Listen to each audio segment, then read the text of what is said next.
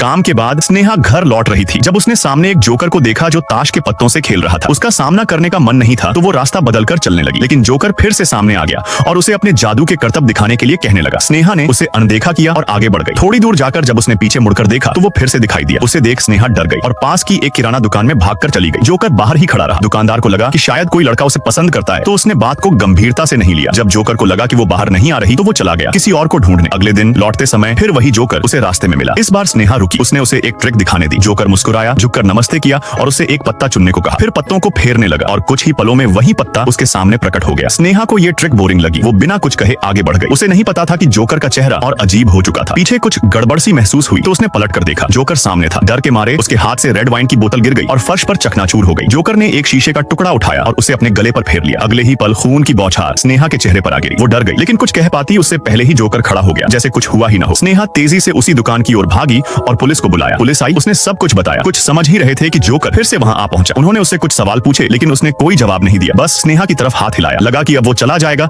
लेकिन वो सीधा उसके पीछे आकर खड़ा हो गया। स्नेहा डरकर भागने लगी, लेकिन पुलिस ने उसे रोका। उन्होंने जोकर से मास्क उतारने को कहा। इसके बदले उसने हथकड़ी निकालकर खुद को ही बांध लिया। फिर हाथ ऊपर नीचे किए और हथकड़ी गायब हो गई। एक पुलिस वाला आगे बढ़ा ही था कि उसे एहसास हुआ उसके ही हाथों में हथकड़ी लग गई है। तब तक देर हो चुकी थी। जोकर ने टोपी निकाली और एक झटके में उसी से अफसर का सिर अलग कर दिया। हड़कंप मच गया। दुकानदार बाहर भाग गया। स्नेहा भी भागने लगी, लेकिन गिरकर बेहोश हो गई। एक और पुलिस वाले ने जल्दी से हथकड़ी खोली, बंदूक निकाली और गोली चलाई, बट गलती से अपने ही साथी को मार दिया। समय नहीं था। उसने फिर गोली चलाई, लेकिन जोकर ने उन्हें नंगे हाथों से पकड़ लिया। गोलियों की आवाज से स्नेहा को होश आया। वो उठी और किसी तरह वहां से भाग निकली। उसे लगा अब वो बच गई है, लेकिन जोकर फिर उसके सामने खड़ा था। वो नहीं जानती थी कि जोकर को बस एक छोटा सा तालियों का द्वार चाहिए था। आखिरकार स्नेहा अपनी किस्मत से नहीं बच पाई।